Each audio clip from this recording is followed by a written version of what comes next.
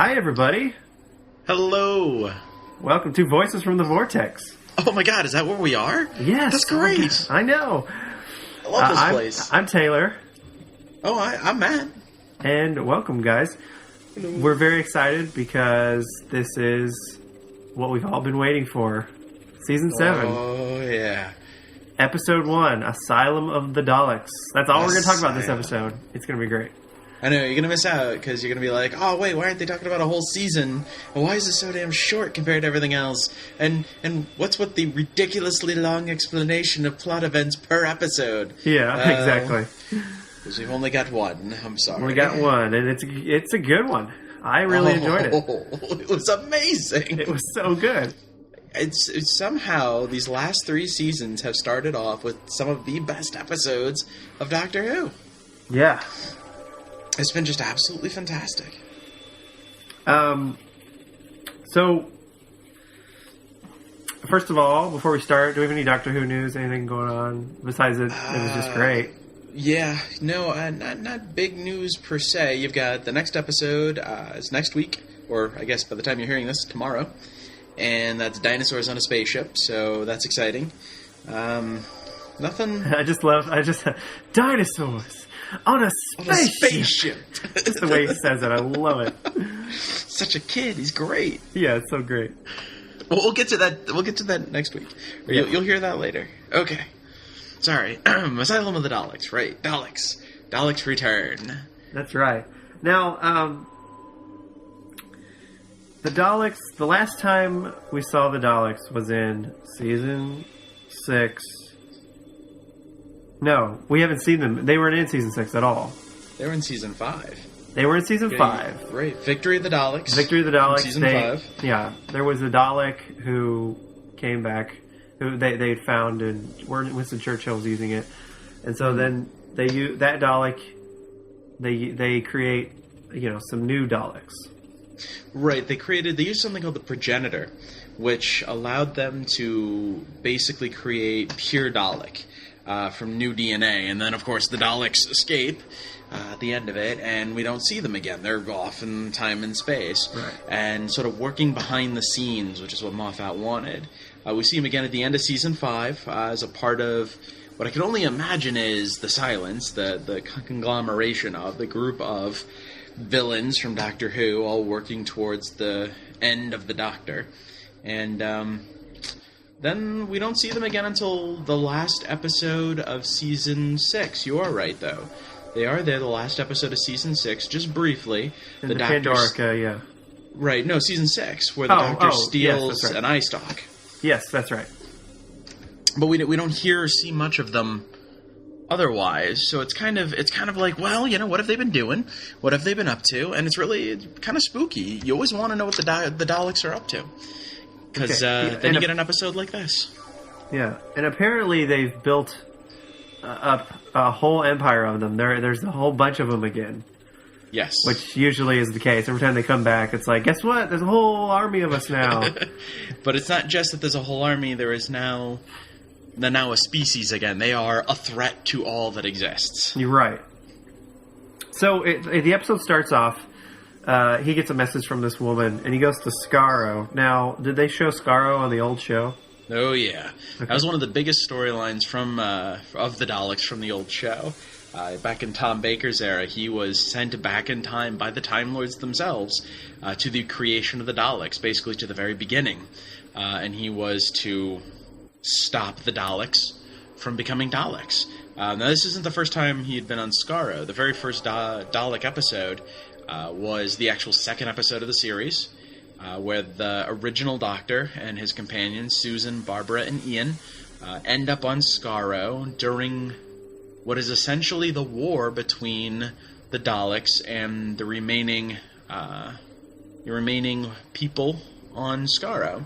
So it's just kind of the end of this war that the Doctor first stumbles onto them. And then, of course, Tom Baker goes back before the war even begins, and he's there. And his decision he has to make, the Doctor has to decide whether or not committing genocide to an entire race of creatures is worth stopping them from becoming what they become. He's faced with that moral dilemma. If you could go back in time and kill Hitler as a baby, do you have a right to kill a baby? He hasn't done anything yet, at that point in time. Yeah. So the Doctor opts to try to change them and change their DNA so they're a little more docile. But it didn't work, obviously. No, not very docile. Right. Skaro is sort of a tragedy. Skaro is the worst that can happen. The whole story is that the Kalads, as they were called, the species, were at war with themselves. And one group eventually developed these massive weapons, just these nuclear kind of weapons that would just level this planet. And one of their mad scientists, by the name of Davros, decided that the Kalads had to evolve. They had to become something more.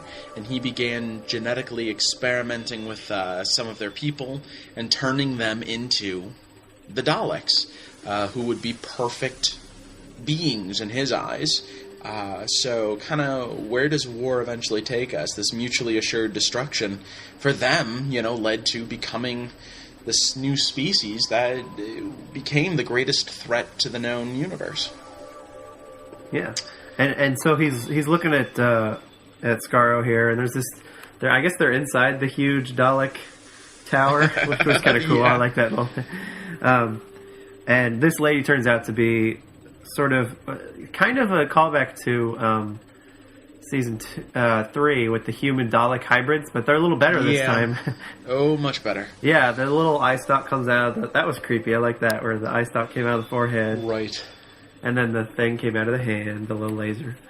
And I thought... That was kind of cool. I thought, oh, geez, the Doctor dies again. As soon as they shot him, I was like, not this season, not again. Thank you, Stephen Moffat.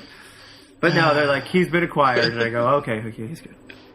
Well, the red herrings never cease in Moffat's Who. Yeah. So then it cuts to Amy, and her modeling job is just taken off. I guess she's like, right, real famous. And if anyone remembers, that was near the end of season 6, after he drops him back off, that she starts modeling for Petrichor, a new fragrance, which is to smell like the air. What is it? The air the dirt right after it rains. Yeah, something like that. And it's for the girl who waits or something.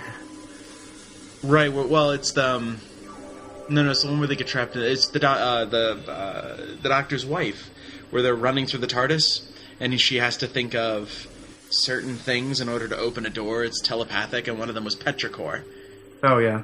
Which is the smell of dirt after a thunderstorm or something like that. Well, in the episode Closing Time, where he's with Craig, and he sees the billboard, and it says on the billboard, it's like, for the girl who waits, or something is the slogan. That's it. That's it. So I love that about these companions. I do. Yeah. So Amy and Rory are having some marital trouble. They get divorced right off the bat, and I was like, no. Yeah. I was like, what's going on? And if anybody watched the Pond Life little short prequel there that they've been showing the week up to the episode, right at the end there, you kind of see him storming out with his jacket, and she's like, no, come, she's all sad and upset. So well, and that's it's interesting that they kind of go that route with these two, because they've spent so much time building them up and bringing them together. But I suppose without the Doctor there, their lives probably feel a little empty. Like they don't have this adventure. The Doctor changes people, and they were changed. One of my favorite lines is after they've all been captured by the Daleks. So Amy and Rory, they get captured as well, and they wake up on the ship. And Rory says, "How much trouble are we in?" And the Doctor comes in and goes, "Out of 10, 11." Did anyone else notice this was the longest opening to a Doctor Who episode before the actual titles? It was really long. I was like, oh, the titles. Yeah. We haven't seen those already? I totally forgot. We have to introduce the show. Yeah. Interesting. It took forever to get there, which is fine. It's fine. It was a really good moment. We were introduced to a new idea for the Daleks called the Dalek Parliament. So the idea that the Daleks themselves are sort of democratic. It's this whole new take on the Daleks, and the Daleks have a huge problem.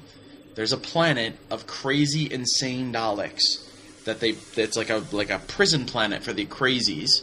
And they suddenly hear this music, and they don't know what to do. Like, the Daleks are simply afraid to go to this planet. Yeah. And so they bring in the Doctor and his companions because they feel the only thing that can destroy them, as he has time and again, is what they call the Predator of the Daleks, which would be the Doctor. Right. Now, I had a question about this Asylum. Now, we have this Parliament of Daleks. We have all these Daleks. And before Victory of the Daleks, where the Mighty Morphin Power Daleks, as I call them, showed up, those 5 Daleks or whatever, they must have built this empire. But before that, Donna had destroyed them all. Donna Noble destroyed them all in season 4. Well, the Doctor destroyed them all. Well, that's right. The Doctor did. I'm sorry. The Doctor's clone. Yeah, that's right. Yeah. Doctor 2. Doctor 2. But, my question was, is this, it's been 2 years since, he left Amy and Rory back in, the God Complex. He left them. It's been 2 years, because in the Christmas special, she comes back and she says it's been 2 years. Right. So, has this Asylum this is where they've been putting people for 2 years, or has this Asylum kind of always been there throughout the whole thing? And the Daleks are just kind of he destroys all the Daleks except this Asylum that's been there the whole time. If you remember, Victory of the Daleks takes place during World War II. So these new Daleks suddenly are brought back, they are brought into this world, and they escape in World War II. It is assumed that they have time travel capabilities. As they have a lot temporal of these shifts. Yep. But if that's where they started, even from World War II on, that would be plenty of time to create a planet, an asylum of the Daleks. But it's very unclear if this had been happening all along, if maybe this was from before the Time War. But a lot of this is sort of what really can we trust happened before the Pandorica, because the Doctor reboots the universe, He flies the Pandorica in there and it's Big Bang 2. So a lot of stuff might just not be the way we think it is. That was Stephen Moffat's big thing is, hey, if we need to retcon some stuff, if we need to say this didn't happen, then we're going to do that, because sometimes we write ourselves into a corner. Yeah, and the Asylum has this force field around it, and all these Daleks are in it. And some of the Daleks are old school Daleks, from way back when. So there's that room that they get to that's filled with all these Daleks that come alive. Yeah, that Rory's at, and they talk about it's hard to see because they're all covered with dirt and dust. It's difficult to see a metal thing differentiated from another metal thing. But those Daleks were all supposed to be representations of every Dalek used on the show. Yeah. There actually was a Dalek there that is one of the very first Daleks from the show, which look a little different than anything else. So, well, so the Daleks want him to go down there and do this. But before we get to the plot, let's talk about the new sort of opening sequence. They changed it up. That was really cool. I mean, it's the same song, but they just kind of okay, let's do new text. Let's do new, just I don't know. It's a little sort of a different. new color scheme as far as the time vortex as he's flying through. It looked different. The text you said was different. Kind of a black text with these little dots in it, kind of almost like lights in Vegas or something. Yeah, kind of what I that's actually. Someone said that the other night when we were watching it. They said, "Hey, kind of they're bringing back Vegas," and I was like, interesting." Yeah, it was. That's a shout out to my buddy Josh right there. And it still has the DW kind of TARDIS looking logo that showed up at one point through right after the words. But yeah, I heard they were going to change the song, but I was listening to it. I don't think they did. And if they did, it was very subtle. Yeah, I don't. Maybe just kind of beefed it up a little bit, but I really didn't hear a difference. I'd have to go back and rewatch it, but I don't remember the song being any different. Yeah. Okay. The big thing about this episode is Jenna Louise Coleman is in this. And this is a big thing because way back when we heard, okay, the Ponds are going to be leaving in the middle of this season. And they were going to bring in a new companion. And we were like, oh, okay. And they introduced us to the actress, Jenna Louise Coleman, and we saw a picture of her. We've seen some screenshots of her and the Doctor kind of standing in a park or something, kind of talking and looking around. Mm-hmm. And we're like, okay, so that'll be neat when that happens. And then, boom, she's in the first episode. And you're like, what? Yeah. What's going on? I give some pretty mad props to the press here for this, because people saw this episode. You have to imagine how many people. They had several screenings, one in America, one in England. So you're talking about, plus all the people who work at the BBC studios have seen this. So you're talking about somewhere around maybe 1,000 people saw this episode before it came out. I don't know any building that contains more than 4 people that you can keep a secret longer than 20 minutes. Yeah, really. Let alone the people, members of the press watching this. Like, that's their job. And yet they sat there and they said, no, we're going to let people be spoiled. Nobody knew. That was really cool. That was great. So the question then, and we'll get into this at the end here, but, how's that going to work? Yeah, what's that going to go? Yeah, how are they going to work that in? Because of what happens at the end. Right. One of my favorite... I was just going to say, one of my favorite lines is right before they go down, they're like, how many are down there? Are they armed? Whatever. And Rory goes, what color? And they look at him and he's like, all the good questions were taken. Oh, Rory. I know. It's good times. And then also, when they hear Carmen being played, the Doctor, I guess he was there playing Triangle, he said. Yeah, it was drowned out. He goes, I got lost in the mix, but trust me, I'm there. Yeah, her showing up is pretty important. She plays this character, Oswin Oswald is her name. Well, and you're led to believe she's there on the planet, that they have to go rescue. So the Doctor and his companions are sent down there to this Asylum planet, and they're given these bracelets, basically, where as long as you're wearing it, there's something called the Nano cloud. Won't start changing you into a Dalek, as we find out pretty quickly. The people who are on this planet, it just changes them. Dead or alive, anything dead or alive, turns into a Dalek. So they get down to the planet, and it becomes sort of a, they get split up. It's Rory and then the other two, and it's sort of, how do we get into this place? How do we find each other again? I like the little ice stalk coming out of the snow. It reminded me. I loved that. It reminded me of Star Wars, Empire Strikes Back, with the little robot coming up. That was kind of funny. And and he's talking to her. She's kind of helping them throughout this whole thing. Right, she's manipulating the world because she's very clever. She says very smart. Yeah, and real quick, I'm excited for her because I loved her. I thought she was great. She really was. If that's her character, she is truly a good match for Matt Smith, and I'm very interested to see kind of where they go from there. He kind of had to keep up with her, Mm-hmm. The way she talked to him and stuff. He was sort of the one listening. Right. Well, kind of moving on with the plot here before we get into that, because I don't want to. I want to say the spoiler when we get there. Okay. Okay, so they go down to the asylum and they get split up, and that's where we get Rory in that one room with all those Daleks, and he accidentally wakes them all up. And I was like, "Don't poke the Dalek! What are you doing?" Why do they do that? I know. Why do they touch it? Yeah, don't do it. I did like all of a sudden he goes, egg, the Dalek does, and Rory's thinking, egg, is that what those little pods, those roundels are? Here's an egg for you, and it's like, no, Rory, that's not what he's saying. He's right. Exterminate. Oh. It's interesting to see Amy and Rory sort of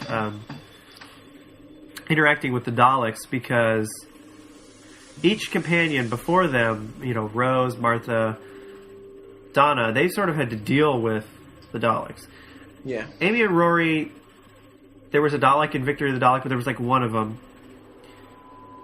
And this is their really first big Army of Daleks episode. Very much so. One, it's interesting that it's this far along, Yeah. Very much so. Amy and Rory did not have to worry about Daleks and their time as companions. No, they really didn't. But it was about time, I thought. It was. I mean, I love the Daleks. I waited a very long time, Stephen Moffat, for you to bring the Daleks back in full form. We went quite a few years without Daleks as a real threat. So, I love when he gets the Dalek to go run backwards and explode, and then the thing we've been seeing in the previews for months now is who killed all the Daleks? Who do you think? It's a great line. He's so cocky, and I love that. He's so good at what he does. Carrying an unconscious Amy, Yeah. So Amy's wristband gets stolen. Right. And she's starting to turn into a Dalek by, emotion first, by the way she thinks. And so the Doctor sort of sets this up where he gets the two of them into a room with a teleporter, and then basically tasks them to get it to work. And he slips his onto Amy. And the quote that we're given is, they start by taking away all the love, so all there is hate. So, that's the big thing, is he's trying to get Rory and Amy to realize why they love each other so she won't turn into a Dalek. But you got to remember, the Doctor's nothing but love. He's filled with love for his friends and for the universe. There's only one thing in the universe he does hate, and that's the Daleks. So there's no way for him ever becoming a Dalek. They can't take that love away. Right. So I just thought that was kind of cool, that he could remove that, and he was not worried. Well, and he at the beginning of the episode, you find out that he's really worried about their marriage, and he wants to fix it. And Amy says, "This is something you can't fix, like your bow tie." This is what happens in life. It's when you're not here. And so what he does is he puts his wrist thing on Amy. He does it sort of secretly, but he does it so that so Amy and Rory will sort of talk, and he knows that Rory will sort of try to give his wrist thing away. Right. And they have this conversation, and we come to find out that Amy is unable to have any more children because of what happened to her at Demon's Run, which really sucks. Very much so. It's really sad. So she says, "I had to give you up," which this is a very heartbreaking, emotional scene here. It is. You never want to think of giving away the one you love for any reason, and that's kind of where she was. It's kind of what she had to endure. Right. Meanwhile, the Doctor gets to my favorite room in the entire asylum, the critical care, for the extremely the crazy care ones, unit, intensive care. And as he's walking through, Oswin is just basically saying all these battles that these Daleks were in. She says, "I don't know what the significance is," and he says, "They all survived me." And that's such a cool moment. Yeah, it was. She lists off some names of some some of these Daleks have names, right? No, it was the battles they were in. Oh, okay. And he remembers these. Were these references to old stuff that you can remember? I don't think so. No. I certainly don't remember. Could have been, but I don't remember that stuff happening in the old show. I think those were much like when they talk about the Time War in the older seasons, when they're like, I remember when the Dalek, the Supreme Dalek took a hold of the Crucible, and you're just like, I don't remember that, but okay. Or flew into the mouth of the Nightmare Child. Sure. Whatever that means. Just putting words together. It's Mad Libs.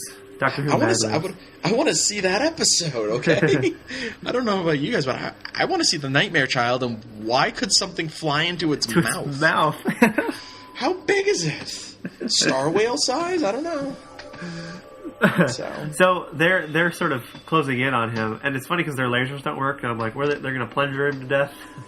Pretty much. Which, I mean, they can do. I know because they did it in end of season 2 to that scientist at Torchwood. But right. I thought that was funny that the way he was going to go was Blingers. But she does something interesting, and she makes them forget who he is. Right, which will come back at the very end. Yes, so they turn around and go away. The doctor goes into the most intensive care unit ward in the place, and he meets Oswin. Right, and the big spoiler, she turns out... She herself is a Dalek. She's a Dalek. Dun, now, dun, dun. I really liked where that went. It was really interesting. My only problem with it is... when he's been talking to her this whole time, and he can hear her as a woman. Mm-hmm. So I thought, okay, is it just because that's how I guess he can broadcast that Dalek, or her as the Dalek can sort of broadcast her voice out, or possibly something. Because then when he goes and he's in the room, he's talking to her. It's the Dalek voice, you know. Right. Well, and it may be because every time he talks to her, it's her inside the Dalek projecting to him. You're right. She's taking control of the communications equipment and speaking to him. So it's the voice she thinks she has. Right. But when he's in the room, it's physically the Dalek that has to speak. Yeah. I equate that moment with the entire episode Dalek from first season, which was a beautiful episode. We've talked about this before. A beautiful episode that really humanizes the Daleks for a minute. And this one Dalek, you feel so sorry for her, because this is who she's become, and she doesn't know it, and it's heartbreaking because she finds out. She finds out she's been sort of living in this sort of daydream that she created for herself, where she's an actual person still, and she's inside a spaceship. She can make souffles, even though she doesn't have any milk or eggs. He did keep saying, where do you get the milk from? But I liked at the very end there, he said, where did you get the eggs? And she went, eggs, exterminate. Like, that was reminding her who she was. That was really cool. I liked earlier when he was asked, he's like, really, is nobody interested in where the eggs come from? Or the milk? And Rory goes, no, we're not. No. Twice. They should have been. So, so she's the Dalek, and just the scene, they sort of show how they made her a Dalek, and she's kind of hooked up this contraction, and she's like, I'm not a Dalek, I'm not. That was really that was wow. Yeah. All the villains, all the monsters of Doctor Who that are truly scary are the ones that turn you into what they are. The Daleks, the Cybermen, making you into these things. And it's scary because it means that none of us are safe. Even if we are there and have the Doctor with us, we could still be turned into that. That's like zombies, vampires, and, werewolves. Same thing. Yeah. Great villains are the things that we could become. Right. It's really neat. Yeah, I love that twist. Really interested to see how they get about, bringing her into the show now. Yeah. Does he bring her in from a further point in time? Is it a River Song kind of thing where he knows how she dies? That's what I was thinking. Well, at first I thought, okay, is this going to be like a Martha Jones thing where she was an actress who played a part, and then they're like, oh, we like you, so you're going to be a companion. Oh. Right. But the whole thing that we learned after, Stephen Moffat was thanking the press, going, thank you for keeping this secret. I'm starting to think it's not something like that. It's supposed to be this. And she says, she is. Yeah. And she says, remember me, so... Well, and this is Moffat's Doctor Who. It's always possible that we'll get to a moment where, the Doctor has to think of this girl and suddenly she'll exist again. What did he tell Amy when they first met the Parliament of the Daleks? She says, what do we do? And he says, make them remember you. So, you're kind of sitting there like, maybe this season's theme is going to be all about, the memory of a person. Yeah. But then we get to the end of the show, the end of the episode, and they get out. Oswin destroys the Daleks and opens up the shield and everything, and the Doctor teleports back up to the ship and with Rory and Amy. And, the Daleks in the spaceships destroy the Asylum. They destroy the planet. And then there's the Dalek, or the Dalek, there's the Doctor, and all of a sudden the Daleks are going crazy, alert, alert, alert, intruder alert, and the Doctor says, hey, come on, it's me, it's the Doctor. And the Daleks go, Doctor who? Doctor who? And they're just repeating this question. Doctor who? And that's when the Doctor realizes, oh, she actually made all the Daleks forget. Which was so hilarious and so crazy. Yep. Because they're mortal enemies. Like, they have known each other for so long. Right. He's and the now predator the Daleks of the Daleks. Yeah. He's the predator of them. Yeah. And then now they have no idea who he is, which is... And his line, it's so good. Gentlemen, you'll always be asking that question. Yeah. As if to say, he's not letting them find out again. Right. And then at the end, he drops them off. We get to see the TARDIS finally, or the inside. We didn't get to see it for most of the episode. One thing, I thought it was different at first, but it was just from another angle. Him coming down the stairs. I thought they changed it up a little. There was more light. I don't know if you noticed or not, but it was much brighter. Yeah, there was something different about it. But I think it's the same. I think it was just a weird angle they were shooting it at. Mm-hmm. He drops Amy and Rory back off of their house, and I guess they made up. Which, I was a little disappointed in the speedy recovery of that plot. Yeah, but you don't want to drag that kind of thing out. No, but I feel like... I feel like this season... I feel like last season, there were so many things that they set up. It was like, who is River? The Doctor's gonna die. Mm-hmm. Amy was pregnant, but then the TARDIS is like being weird about scanning her. There were so many through lines, and I feel like there's only like one this season, which is the whole thing with Osmond. Well, and that's the thing, is Moffat wanted this season to be self-confined episodes that were just episodes. They were like their own thing. So you could watch any one of these episodes and it's just its own movie. It's its own story. He doesn't want a theme to carry through because I guess people had problems with last season. Well, I will say the last season was pretty confusing. And that's okay. And which is okay. I love confusing. Hey, Lost is confusing. And it's my favorite show, but it was a little confusing. And for people who just kind of like the show and are not really uber nerds about it, like we are, right? It might be a little difficult for them to sort of, and they might sort of just go, "I have no idea what's going on." Well, and yeah, that's why people I think didn't like it, and. One of the other things I always like to mention, too, if I want to point out, last season I think could have been better had they just made every episode coincide the way they did, like, Torchwood Miracle Day. Uh-huh. The idea that every episode is just a continuation, so when you get to the end, it's one fluid season. I felt like they got to a Good Man Goes to War, and they're like, all right, well... We'll do Let's Kill Hitler, and then we'll just do a whole bunch of single episodes, and then we'll do a finale. Yeah, there's a line in right at the end of Day of the Moon where he goes, all right, now it's all about this little girl. Who is she, or whatever? Or we could just go on a random adventure or something. And then that's what they do. They go on the pirate ship. But he actually says that. He goes, or we could just go on an adventure, do something else. Which is great. Well, that's the Doctor. That's Doctor Who. Him. So, all right, well, yeah. It was a good episode. Basically we have this Oswin to look forward to, and we'll see where that goes from there. It'll be interesting.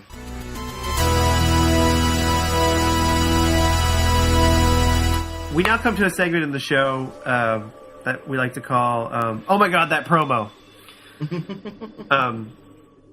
This week, it's for dinosaurs on a spaceship. I'm going to say it like that every time because I love it. You should. So what episode is it? And it's dinosaurs on a spaceship. Excellent, good episode. All right. No, it looks great, and I love that he rides on a Triceratops.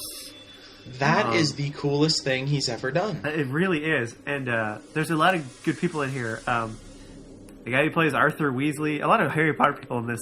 The guy who plays Arthur Weasley is going to be in it, and the guy who plays Filch, yeah. It's really heavy on bringing in previous known British actors, and that's great. I like it when they do that, but it feels like they do pull a lot from the Harry Potter universe, and one person's just got to ask at some point in time, so I'm going to let it be me. Are there only like 10 people working in England right now? Yeah. Like doing shows? Because Benedict Cumberbatch is in everything. Not complaining, but he's in like 8 different things. Uh-huh. You've got David Tennant, Matt Smith. They're all just like sharing parts. Yeah, I don't know, man. I think there's like maybe just 10 people in the whole world that do British television. Yeah. And then the guy, speaking of Benedict Cumberbatch, the guy who plays Inspector Lestrade is in there too. I don't know who he plays, some character. And then there's a woman who I guess is Nefertiti, the Queen Nefertiti, or however you say it. So this looks really interesting. I kind of have no idea what... That's the one thing about Doctor Who is when they show the promo, I kind of have no idea what the plot's going to be about.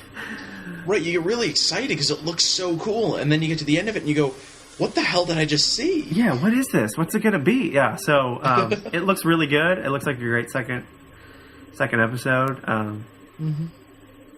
It'll be a fun episode, I think. And I think it'll sometimes that's what you need.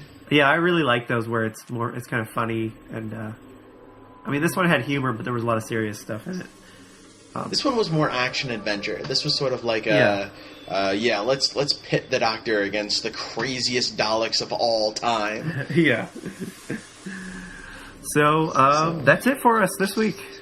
Yeah, this episode. I'm very excited. Yeah. Very excited for the new this new season, and we're off to a great start, man.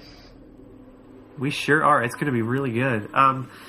We'll be back next week. Next Friday. Tune in tomorrow for dinosaurs on a spaceship. On a spaceship. And you'll and then the Friday after that, the episode for that should be out. So stay tuned. And hey, well, listen. Good. Just whatever you do out there, do me a favor. If someone starts growing an eye stalk out of their head, just run. It's a unique enough experience. Get the heck out of there. What are you waiting for it to come out of the head? Their head starts bulging. You shouldn't be in the room. You know? Just leave. Their heads aren't supposed to do that. No. They're not supposed to do that. Well, we'll see all you guys next episode. See you later from the 2 guys from Gallifrey. All right. On a spaceship. On a spaceship.